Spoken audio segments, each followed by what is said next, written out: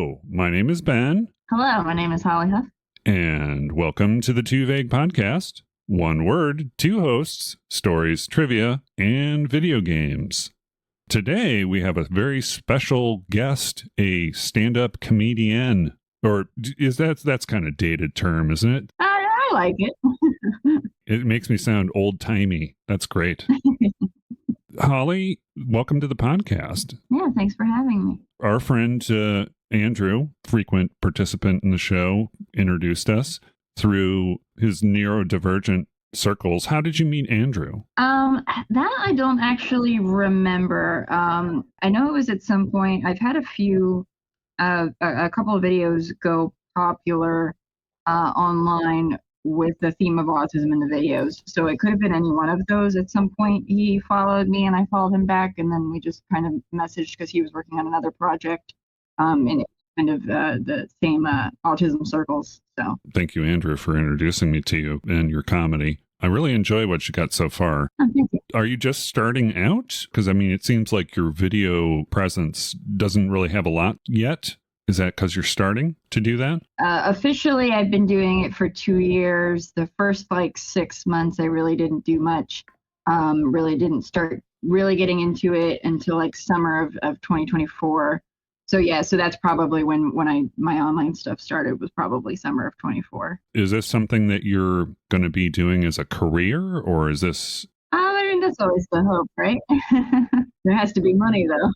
Yeah, that's the thing, too. It's like, I only do this for the hobby of it, right? I'm not into monetization or anything like that. So it's just, I probably should have led with that with you.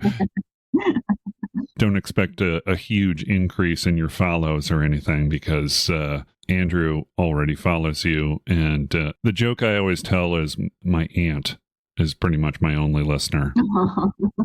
That's awesome. Not to get too deep on the background of the podcast, but I kind of started it 4 years ago when my father passed away. It was a way to honor his memory and what he was passionate about, which was networking, talking to people. He could get into conversation with anyone, and words. He was very well read. And then mixing that with my passion, which is video games. So that's kind of where the show came from. Yeah. And the theme of the show. No, that's very cool. And Andrew and I have been friends for many, many years. He used to live in Tucson. That's where I'm from. You're located in New Jersey? Yes. Right next door to Kevin Smith's comic book store or whatever? Wow, that's north, so I'm south. So a little bit closer to, I'm about 25 minutes outside of Philadelphia. Okay. I hear that you are into comics, or at the very least, Batman. Yeah.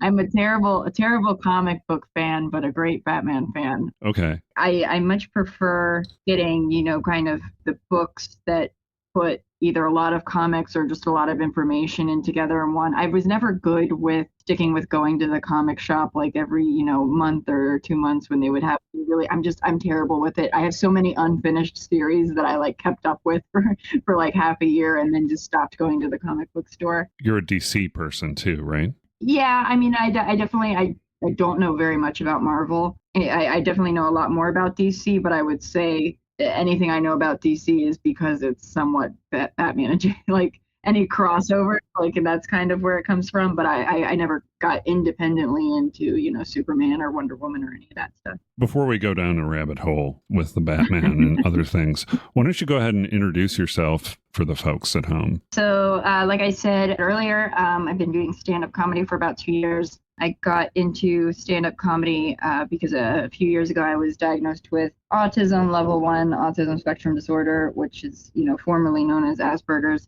And that kind of propelled me because I was always writing things and always wanted to do that kind of stuff, especially writing TV shows and cartoons and all that. But I just never went forward with it, dealing, with some mental health issues. So that was kind of the eye opener for it. I didn't want to let that kind of stuff hold me back anymore. And then obviously it just kind of being a source of material. And, I found a lot of people online that kind of have the same experience, whether being diagnosed later as an adult or, they were diagnosed their whole life, but just relate to the material. So yeah, I've been able to build a really good online community through it. Yeah, that's awesome.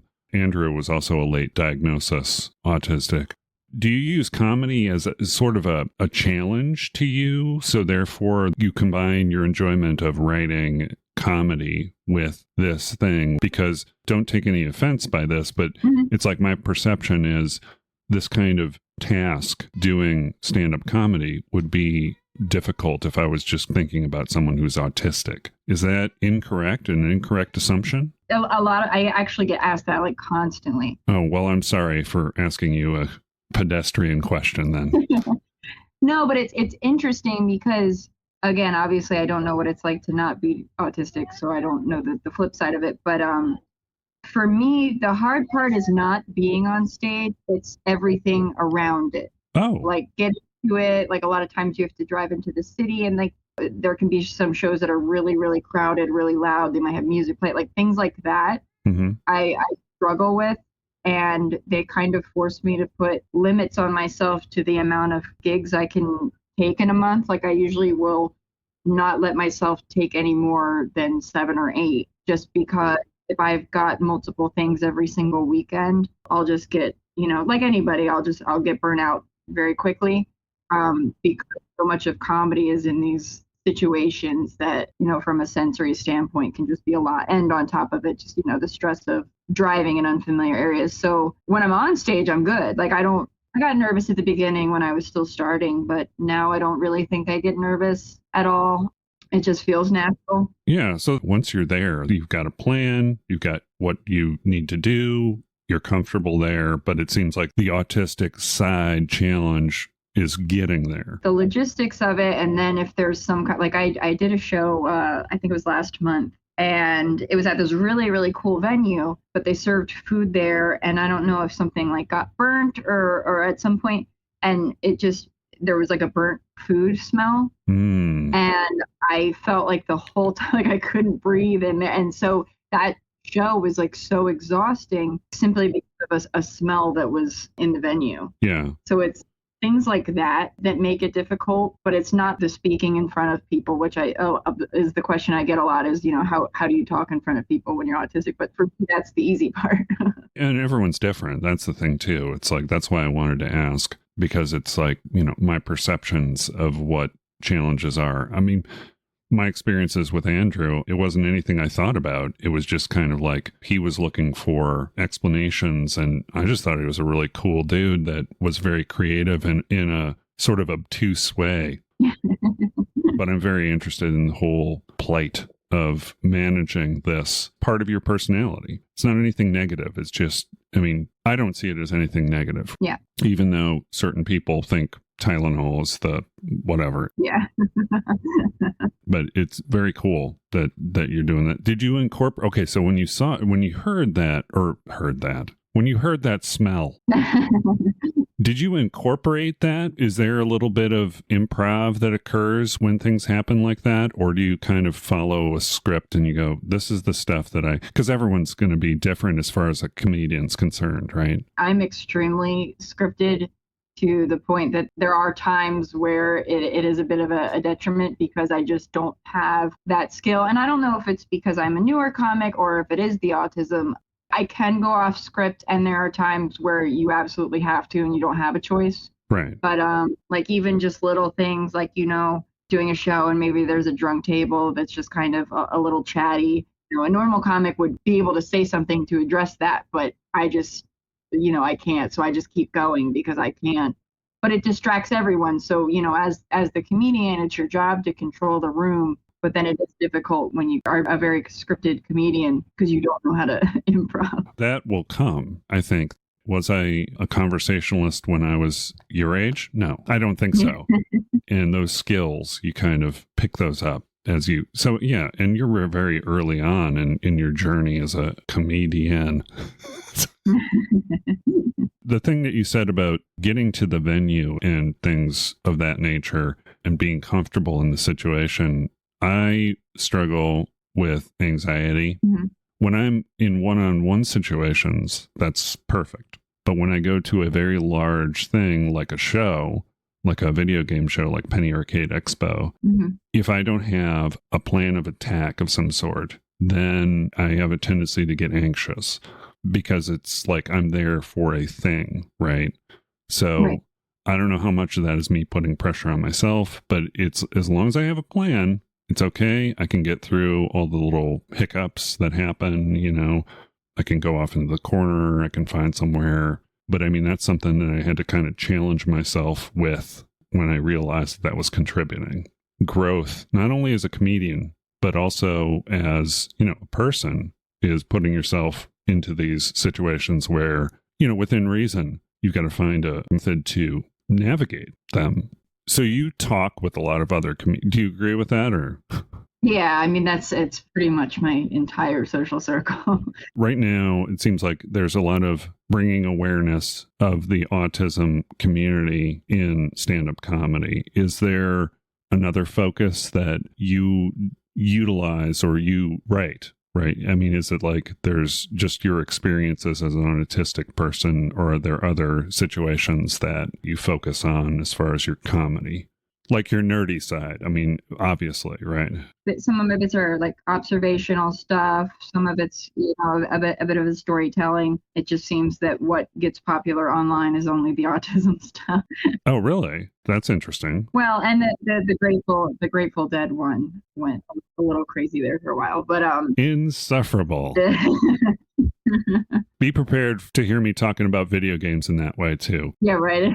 Exactly. A lot of the times what I'm writing is not related to it. It's just kind of, again, you write what you think is funny. And so when you have that moment of politicians declaring that Tylenol causes autism, and then it's like, okay, well, I know exactly what I want to say about this. But a lot of times, yeah, it's just weird thoughts that just pop up, but it's not necessarily like a conscious effort to include it. I don't want to use the word lifestyle because that's not right, but it's kind of identity. That would be the word, is when it's part of your identity, it is something that's on your mind. And I do forget a lot of the times that I do have autism, just because, it's just reality, but you are reminded in daily life sometimes. And then that's where the bits come from, struggles and real conversations and things like that. Like that dude who was the Grateful Dead guy. Yeah. That is just so funny, because we all know people like that, right? We all know people who are so into that kind of thing. Yeah. Has humor always been a thing that, as a writer, you focus on? I mean, do you focus on writing jokes and writing humorous pieces, or do you also do serious stuff? No. So, I mean, anything that I was, and again, it's just over time just been bits and pieces of things, and just kind of daydreaming of different TV shows. That's why it always go back to like a TV show. Like, what TV show am I going to make? What movie am I going to make? But it is, I would say, pretty much all of the time revolved around humor, and, even since I was a kid. But that was, I had parents that were young and didn't pay attention to what I was watching on TV. So it was South Park and Family Guy and, all those cartoons that are inappropriate, and the late night Adult Swim, like Tim and Eric, just weird stuff. Yeah. So that was always just what I loved watching. And so I would always just be writing little ideas for what shows I'm going to make. And that was why it went into stand-up. Wasn't necessarily that stand-up itself was a big passion, but that's kind of the easiest way to then transition into creating those kinds of things, is getting a name in stand-up. Is, anybody can do it. You want to get into more of the writer sort of thing, right? Is that what you're saying? Yeah, I mean, I definitely, like, the ultimate goal would be to make a TV show. I think that's kind of what I got into it. I have a couple of very good friends in comedy that are just like geniuses with the things that they come up with, and it would just be so cool to be able to work with my friends and make a TV show. So that's just always what I wanted to do. The TV show landscape, however, has changed dramatically, right? Yeah, it's very different now. And so with all these YouTube sort of things, it's kind of a different animal, right? It's not the same as those episodic things that would occur on your normal shows back in the day. You're relatively young, so you're kind of in this ecosystem. I say relatively young, you're in your late 20s, right? Mm-hmm. I'm in my early 50s, so I remember the old days of a lot of these shows and how that landscape has changed. But you just think of it as a TV show, right? It could be YouTube, it could be something that's streamed on Netflix. It's still just a TV show. I mean, as long as somebody else pays for it, that's all I care about. That's the American dream, right? Someone else pays for it. By all means, express your art. TV show. So the video component is part of this whole thing. It's not like just writing books as a humorist or anything. That has no appeal to you? Yeah, no, never was interested in like writing a novel or anything like that. It was always just to write a TV show or a movie. But again, always with the theme of comedy and humor. Which is a perfect segue, I think, into our word this week, which is the word humor. I know, that's why I dropped it. Good job. Excellent instincts there, Holly. Do you have any preference on definitions as far as the dictionary we use? Because I usually use Oxford Languages. Interesting. I suppose I use whatever is the first link that pops up on Google. Which is Oxford Languages. There we go. Yeah. The word humor, we got a noun and a verb. The noun, the first definition here is the quality of being amusing or comic, especially as expressed in literature or speech. The ability to express humor or make other people laugh. That's another excellent question for you when that urge hit to make people laugh. But anyway, we'll get into that later. Definition number 2 is a mood or state of mind. Her good humor vanished. Eek. Archaic, an inclination or whim.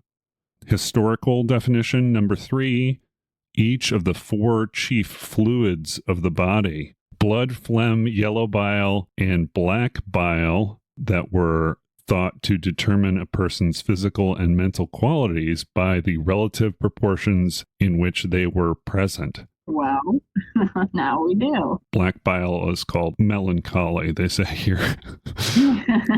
Appropriately named melancholy. The verb, to comply with the wishes of someone in order to keep them content, however unreasonable such wishes might be. Humoring him to prevent trouble. And archaic on the verb, adapt or accommodate oneself to something. So that is our definition. I'm just going to read the origin here really quick. Middle English by way of Old French from Latin humor, which is moisture. That makes sense with the biles then, I guess. Yeah, it's all coming together now. Yeah, exactly. From humere, see humid. The original sense was body fluid, surviving in aqueous humor and vitreous humor. It was used specifically for any of the cardinal humors. This led to the 16th century of the senses mood and whim, hence humor someone, and the use of humor in the sense one as far as the noun to make people laugh, and such dates from the late 16th century. So that is our definition. I'm going to bring up my favorite thing, which is the Google Ngram viewer. Are you familiar with the Google Ngram viewer? No. Okay. When you click on the little more button at the bottom of the definition, it gives you a little graph of the usage of the word over time. Oh, interesting. It doesn't break it down by definition, which would be really cool if it could. Oh, I see. Wow. Yeah, it's kind of a neat thing. And what I like to do as sort of a fun exercise is try and determine why the graph looks the way it does. It looks like humor has experienced a huge jump since the 60s. In the 1900s went down a little bit until the 60s or 70s, and then it increased significantly. Stand-up was probably always around in some capacity, but I think the real mainstream was 50s and 60s. So it could be where comedy became more of an activity that more people were exposed to.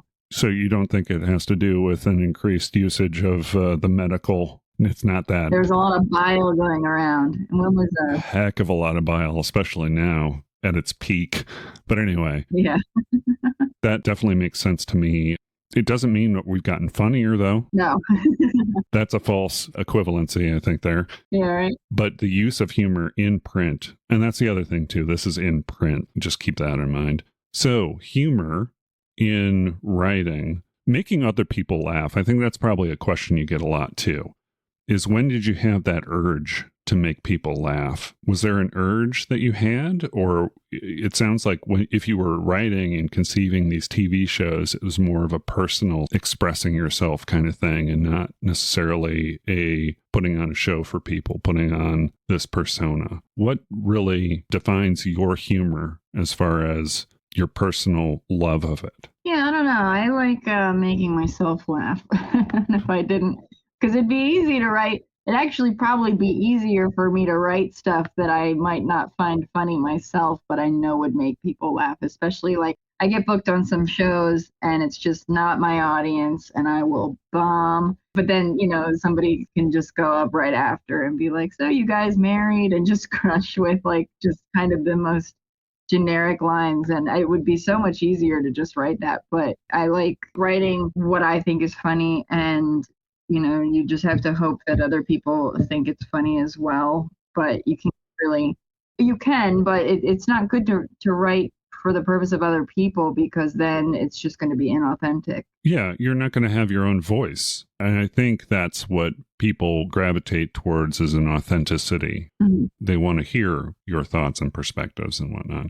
You know who's brilliant that I just got into recently as far as being able to manage a crowd, but I'm starting to see sort of a formula emerge, tendencies. This comedian, Zoltan Kaszas, he's just, adapting to situations and being on stage and just riffing, telling stories. He's pretty much a storyteller, and that's a really sort of refreshing thing. He's got a lot of really great bits, but he opens up with just talking about stories from the town, just goes there and he starts his observations. Yeah.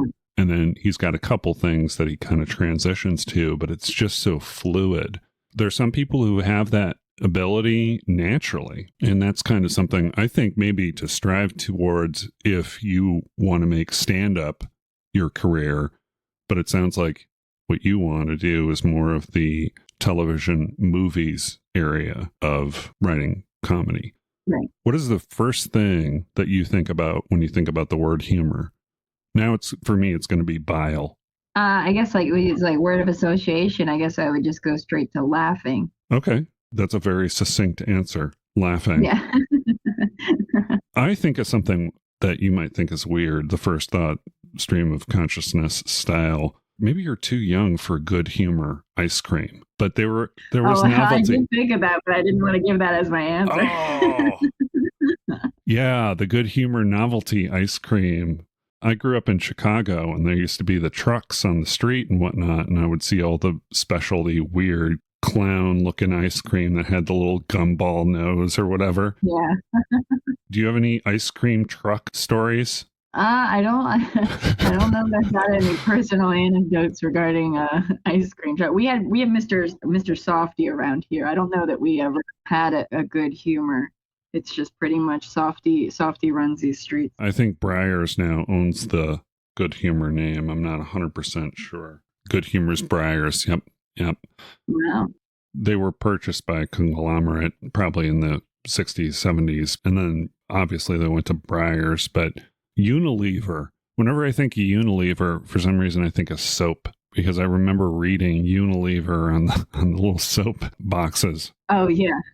Anything soap related, which you shouldn't have in ice cream, I don't think. No. Even as a flavoring, you don't want a lot of soap.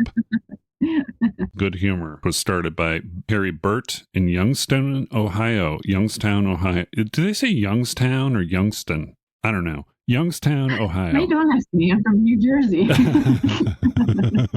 Well, you're a stand-up. You go to places, right? Well, they haven't sent me there yet. That brings up a question. Are you local generally? You stick with New York and New Jersey kind of stuff, or? Yeah, tri-state area. I've gone down to Annapolis. I'll probably end up going down to Florida soon. But at the level I'm at, it's tough because, nobody's paying for your hotel room. So it's until you really start making enough money in it to the point where you have to be like a touring headliner. That's when they're going to offer to pay your hotel room. They're going to pay you enough that it makes sense to either take time off of your regular job to go on a tour or, quit your job entirely, but definitely not at that point. So that's a sort of a challenge coming forward that maybe you're interested in, or? Yeah. Okay. Very cool. Did you have a favorite Good Humor ice cream treat, or did you just think of Good Humor ice cream as just came to mind? Are they the ones that make that, what's the strawberry shortcake? Yes, they are. Yeah, I would say that strawberry shortcake bar for sure. So that's the thing I think of, which is very weird and probably connected to my childhood and growing up in Chicago and seeing those ice cream trucks, and whenever they would come by, always wanting them. Mm-hmm. You would eat it, and then you'd be kind of like, I probably should have gone to like Haagen-Dazs or somewhere to get some like legit ice cream that is worth it. But it's just kind of like the whole feeling during the summertime. You would, you'd hear the ice cream truck, and that's what you would want to get. The silly little frog thing, the very stencily looking ice cream treats that looked like things. Yeah. the thing that you mentioned, the bars and stuff that had the ingredients sandwiched in there, those are also delicious. So unless you've got any other stories about humor and how it's impacted your life, we can get into the video game section. Yeah, no, we can go into video games. I mean, I will just claim that I'm not a expert on the game you want to talk about, but I did do a little bit of research on it. Yeah, because I want to introduce it as a new game. It's kind of in the same vein as, which you're probably not familiar with, the Telltale games that came out many years ago. But Telltale was a company that kind of further expanded on the point and click and choice-based adventure games. I think it was a natural progression from a point and click to, more text-based choices dialogue-wise, and those impact your gameplay. Telltale kind of went under, in my opinion, probably because they started grabbing up licenses, including Batman. By the way, there was a Batman Telltale game. Oh yeah, I did play a game. I played that. Do you have any memories on how you liked it or didn't like it? I mean, I didn't remember it until you jogged my memory, so I would say that that explains it. It didn't impress. I was probably super into it, and I'm lying right now. They made the calculation that people would be interested in playing things like Jurassic Park and The Walking Dead, and The Walking Dead was one of those ones that kind of hit at the right time, but they purchased so many. And I think that was the miscalculation, is the fact that people would be really into this. So they purchased up all the licenses they could find, and then found themselves owning all these licenses and not having the sales to back this up. So they went out of business probably about 5, 6, 7 years ago. Mm-hmm. And then this other company called Ad Hoc Studios was founded by a lot of these people who were in that ecosystem and making games like Wolf Among Us for Telltale. And Ad Hoc Studios came up with this game that they describe as a workplace comedy called Dispatch. It was released episodically, but you bought the whole game, and then they put out an episode a week that you could play. A couple of episodes a week, actually. And wow, I've got some opinions, but what were your impressions based on what you saw online from a comedy writer's perspective? What were your thoughts on what you saw in the trailer and then also in the gameplay videos that you watched? Yeah, I mean, it was interesting because I watched a couple trailers, and then I watched gameplay for a little while. And for some of the gameplay, I was kind of doing other things, so I just had it playing and listening to the audio, and it was like, it is very much like a TV show, the way that it comes across. The animation and kind of even like some of the background music reminded me a little bit of Persona 5. It just kind of had that vibe to me, which made me wonder if it was a United States game, but it sounds like it is. Yeah. Very cool style. I love that aesthetic that they have with it. And yeah, I mean, the humor was very good, and it's like, the way the cutscenes were playing out, like it was not like a video game cutscene. Yeah, and that's the thing too. They also give you the option to turn off they're like quick time events and stuff, that if you want to kind of gamify it further, you can. Oh. I mean, there are gameplay components to it where you're sending various heroes to different crimes to level them up and give them experience and guide them along the way. Your character, who is Robert Robertson, which is kind of a hilarious name. Yeah.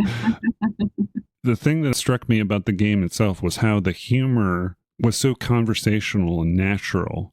It almost felt improv, but at the same time, it was like you would see on a TV show.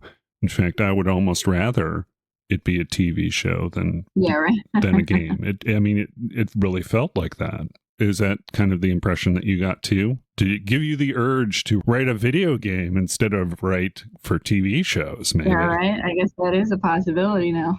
Well, yeah. No, yeah, it was definitely very conversational, very not overly exaggerated kind of humor with it. There was the little bit of vulgarity in there, so it kind of was like a bit of a sitcom. Yeah, no, it was great. I would say personally, it's definitely worth playing, even if you're not interested in games in general. It's just a fun experience. My only criticism is this whole descriptor, and you're probably not 100% familiar with this, being not really into games, but you mentioned Persona 5, so it's like, you're into games. If you know Persona 5, you're into games. You're a gamer. But anyway, so when they say choice matters, what does that say to you when someone describes a game as choice matters? Yeah, I mean, it's kind of, it determines your path. Like we had talked about in emails, I play Skyrim a lot. You go to Riverwood and you kill that chicken, and you're loading an old save file because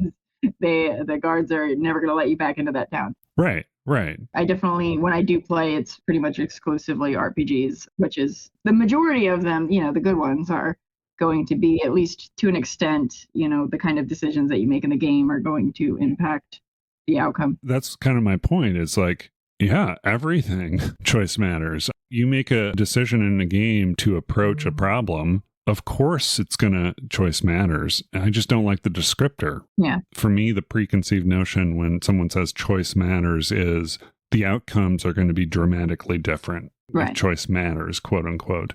But, the story arc is pretty much a static story arc. It's the journey that changes in Dispatch. Yeah. Generally, the end has different types of endings based on how you interact with characters, but the ending is pretty much the same. I mean, it's like the villain is thwarted. That's it. There's no, you didn't succeed with defeating the villain because whatever. Right, yeah. People have assigned good endings. This is the good ending, this is the bad ending, but it's kind of an arbitrary assignment. You're a little late on the Choose Your Own Adventure books, but did you ever get into those when you were... Yeah, I remember reading those. When you read those, did you enjoy the whole storytelling piece of that? I always cheated.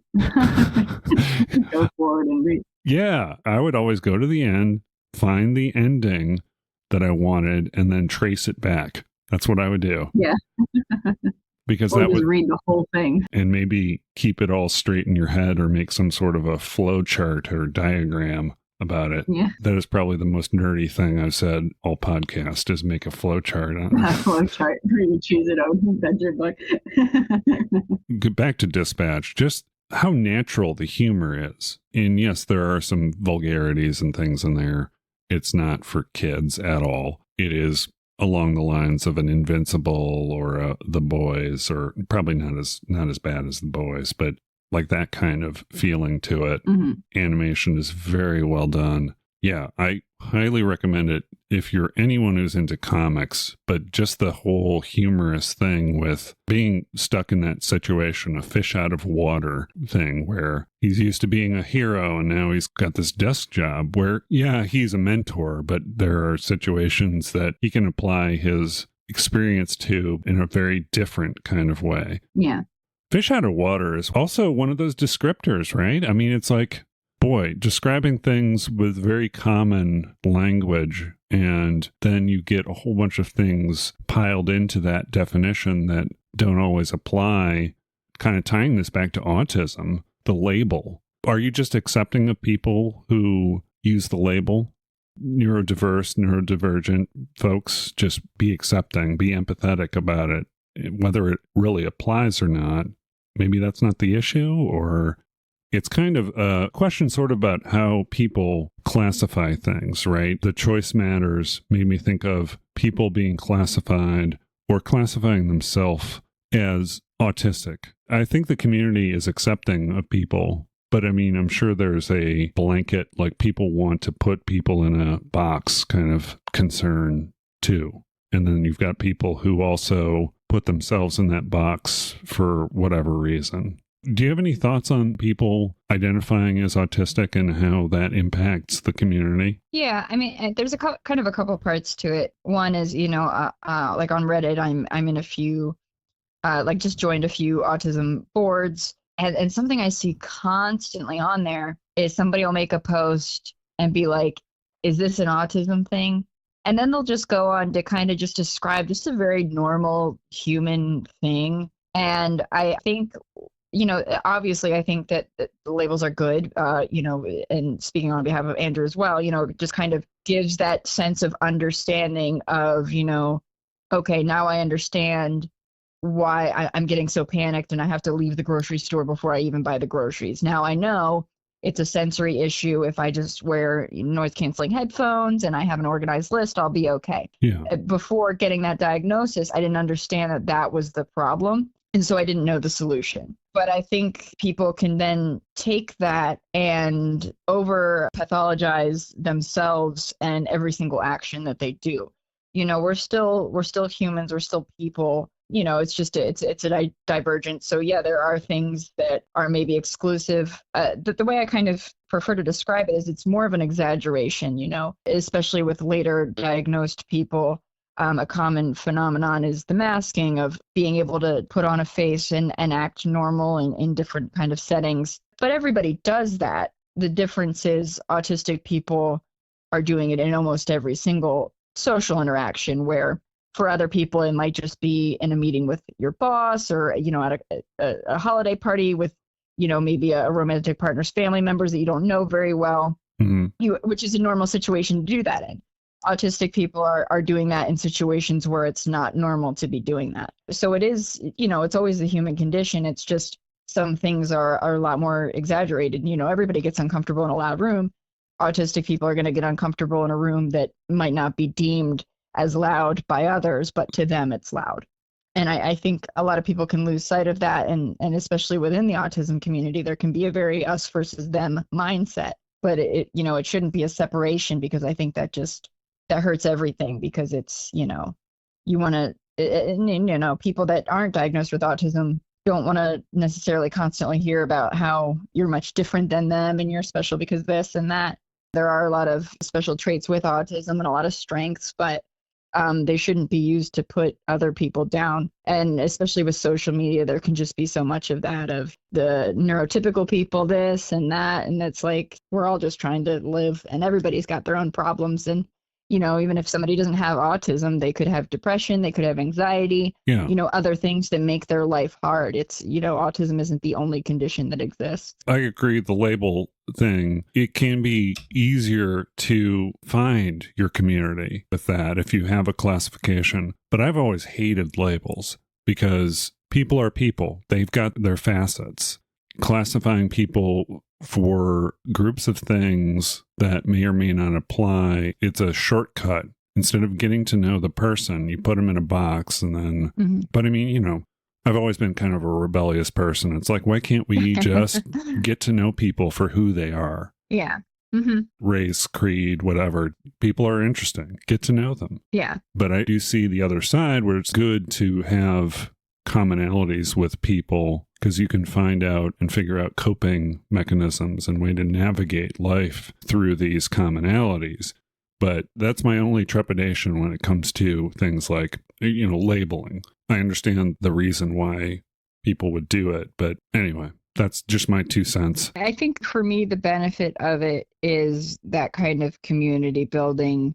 And, like I also have a pretty bad OCD, and I have a friend with OCD, and it's just interesting that you don't have to explain things to somebody. That they understand. You can just say, I did this thing, and they know exactly why, and you don't have to explain any further. They just get it. And that's, the same thing with autism is I know when I'm meeting somebody that's autistic, and not always the case, but most of the time I know I'm going to get along with them, because it's simpler. Like, you know that they speak your language. You don't have to put on anything. You know how they're thinking, how they're feeling. Yeah, there's a conversational shorthand. Yeah, exactly. And an empathy that occurs there that it's like, oh, okay, that's also a skill that everyone needs to develop, is empathy, and at least trying to, you may not be in the same situation as someone else, but you can kind of try and put yourself there, be understanding, and listen to the situation. People don't always want answers. Sometimes they want to just express what they're going through. To me, it's interesting because this is a great journey, life, and we all have different perceptions, and your perceptions as autistic are going to be different in some ways from mine and very common in others. For example, Batman. Okay, so Andrew wanted me to talk about, he has a feud with Christopher Nolan, which, based on your comedy bits, sounds like you have as well. Well, I'm curious what before I give any opinions, I'm curious what his his beef is. Okay, so it's not really, I'll try and do it justice here. It's just when he sees whatever the Christopher Nolan thing is, this thing in his head goes, that's, it's like you get to a certain point and it's like, that's not the way it would happen, or that's not. Just something bothers him about all Christopher Nolan stuff. Right. I had to force him. I had to drag him. I had to buy him the movie Tenet. Oh, I could not get through that movie. No? No. I got halfway through. I said, I'm done with this. Was it the sensory stuff? Because, it does have very jarring music. It was one of those things where, you start it and you know that everybody's saying, oh, this is impossible to understand. So you think, well, I'm pretty smart. I'm going to understand it. And then you get halfway through and it's like, well, wait, I shouldn't have to force myself to try and understand a movie to enjoy it. Like, if it's so complicated, maybe it's just not a good movie. The thing for me is, go on the journey. If you have questions about it afterwards, those are valid. Yeah. That's not what people go to movies for sometimes, but it's just like, just go on the journey. And if you don't like the journey at the end, that's okay. But for some reason, it connected with me on a couple of levels, and I found it fascinating, even though I had to watch it a couple times to kind of pick things up here and there. But anyway, when Andrew was just like, and he says all the time, it's like, I don't know the guy. I'm sure he's a very nice guy. I'm sure he's very cool. His movies, there's something about every single one of them that just doesn't click. So what are your thoughts on, you do a bit about the canon being like, you prefer the 1989 Batman, right? Is that like your favorite? Well, so I will disclaim that I personally do think that The Dark Knight is the greatest comic book movie ever made. Okay. I think it changed society. It changed the way that comic book movies were done moving forward from that point.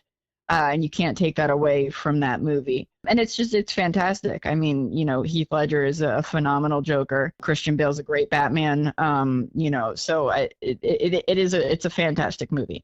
Obviously, all three of them have their flaws. To Andrew's point, some of the reality, of like pulling a school bus out of a bank and just joining a line of other school buses and nobody notices, like things like that. But, But it's a comic book, but it was right? fun. It's fun. It pulls you in. Yeah, exactly. It's a comic book movie. Obviously Batman 1989, another phenomenal one with Jack Nicholson being probably, if Heath Ledger didn't die, it'd be easy to give Jack Nicholson the best Joker performance. But because of Heath, it gets a little tougher to say that outright. But I don't have any disdain for the Nolan trilogy. I feel bad for him that he probably had a super strong third movie written that just completely got derailed by Heath Ledger's death. Yeah. So, I think the first two, again, it set a higher bar for comic book movies that hadn't really been done. Just putting it on that extreme budget, extreme level of action. It also set a different tone, I think, because if you look at the 89 Batman, it still kind of remains, it's not ultra serious, right? Well, yeah, and that's kind of what the joke in my stand-up bit of, Heath Ledger's death impacting the canon is, had Christopher Nolan been able to finish his trilogy the way it was supposed to be finished, it probably would have wrapped that up, and then the next person to tackle Batman would have probably wanted to do a completely different way of doing it, or, maybe mix in the Nolan style with the Batman 1989 style, which I think actually the Batman kind of did.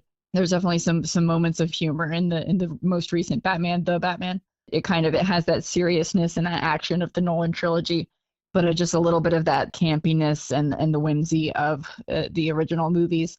Yeah. But had he not died, for one, I mean, we went. So when was Dark Knight Rises? 2012. I can't remember the year for that movie. After that, it was just we didn't get anything Batman. We got Batman versus Superman, which we don't talk about, and Ben Affleck never got his own movie. He was Batman for 10, 15 years, 10 years. Yeah. Never got his own Batman. No. So, it was just, it was half the entire Zack Snyder timeline. It's like you cannot introduce a new Batman without a Batman movie. You just can't. It's despicable.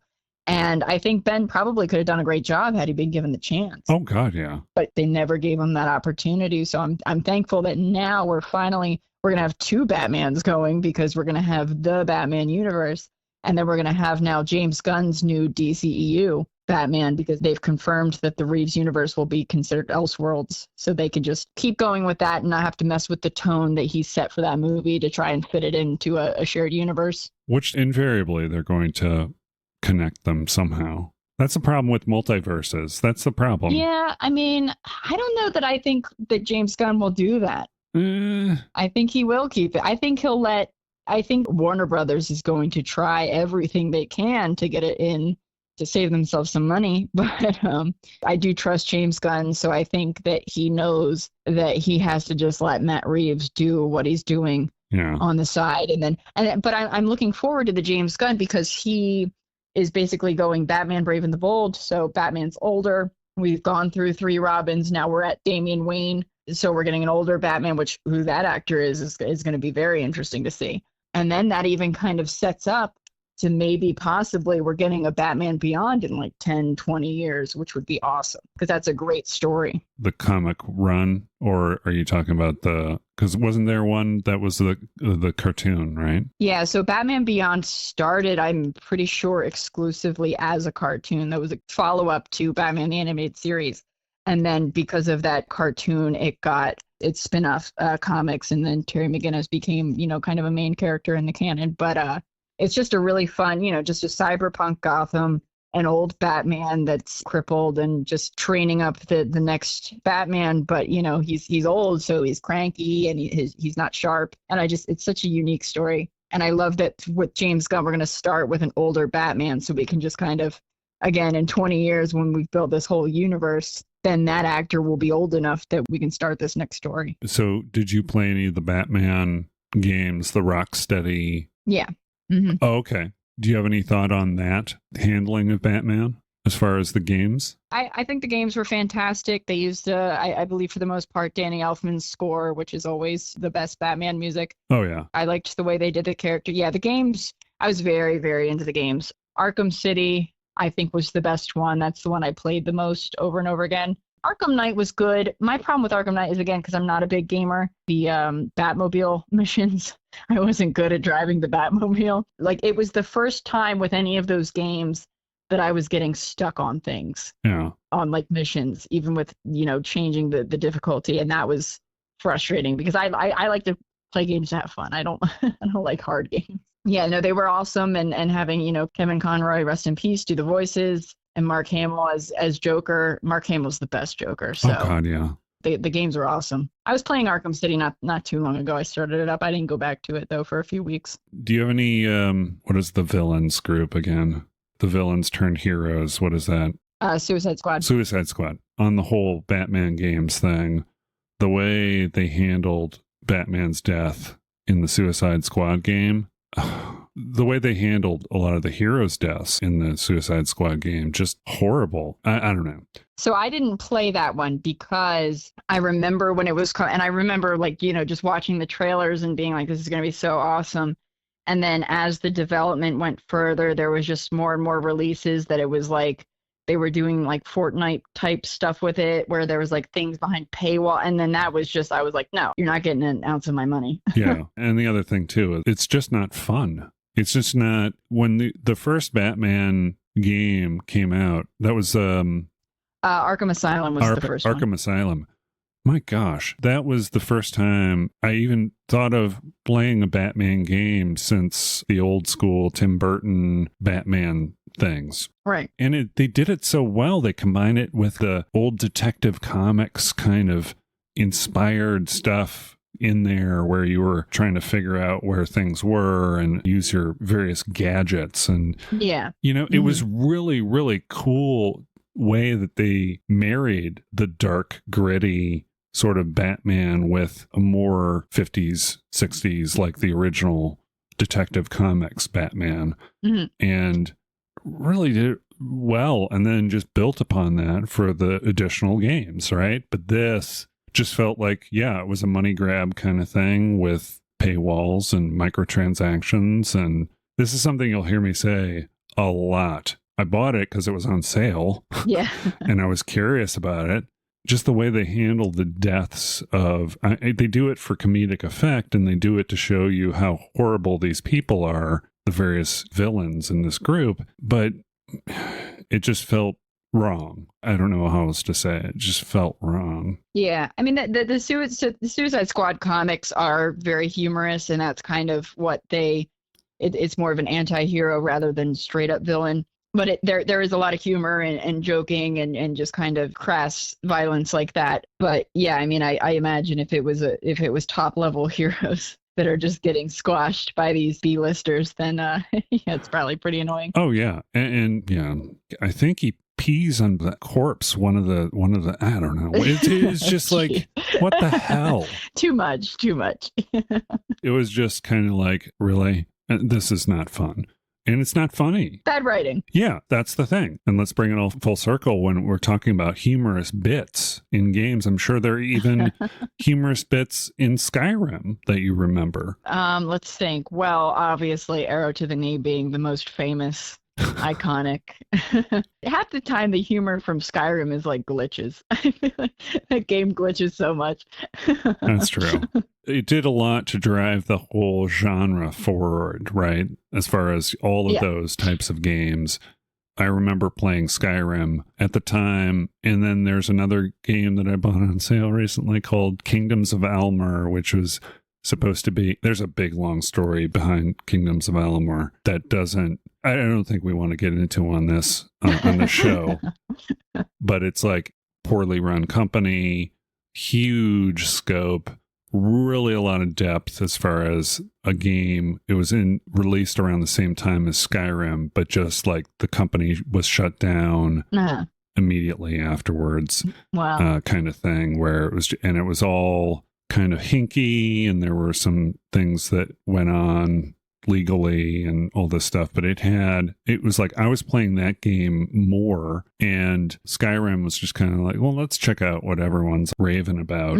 You mentioned the glitches. That's the thing with Skyrim. It's like you had to have game saves because you never knew when something you did earlier on could glitch you down the line. I mean, it was like, there was something involving the werewolf when you get turned into a werewolf or whatever. Was it a werewolf you got turned into? Well, I know one glitch that I had was when there's the werewolf in the jail. It's the start of that werewolf storyline, and he's in jail. And I remember I had to just like give up on the mission on that file save because it wouldn't let me talk to the guy in the prison.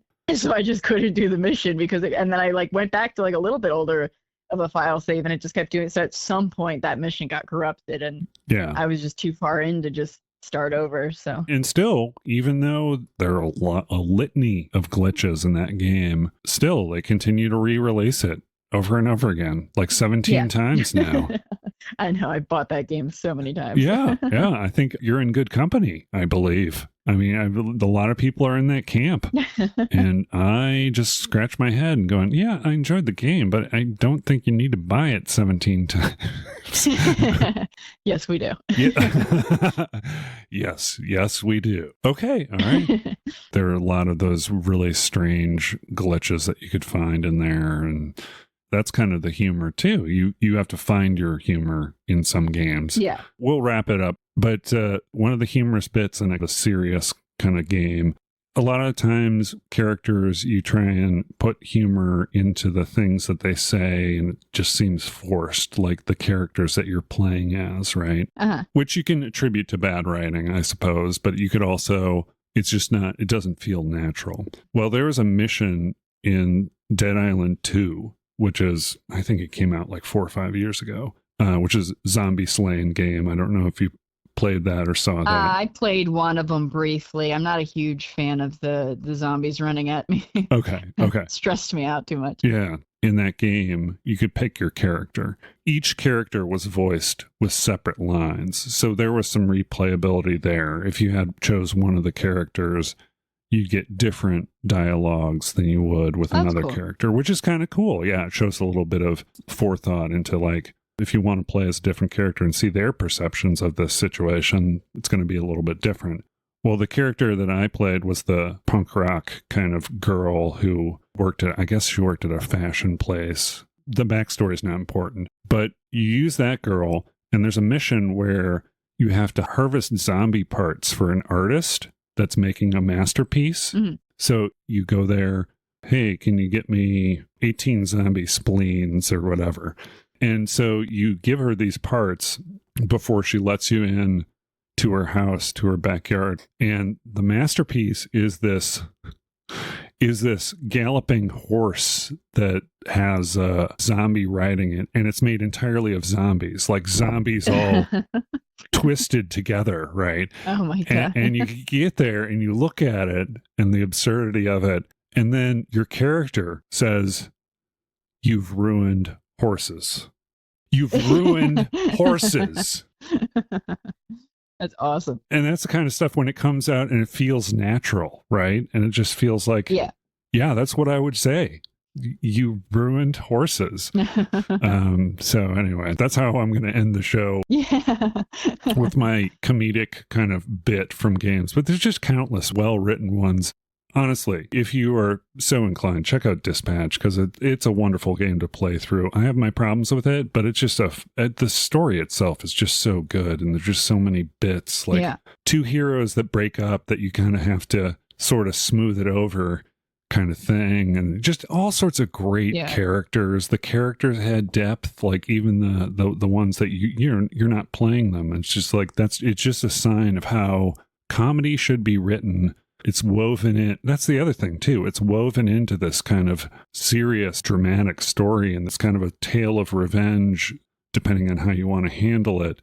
And the comedy just is naturally written, just so good. Mm-hmm. So anyway, that's my pitch. Yeah. Not getting any money from them.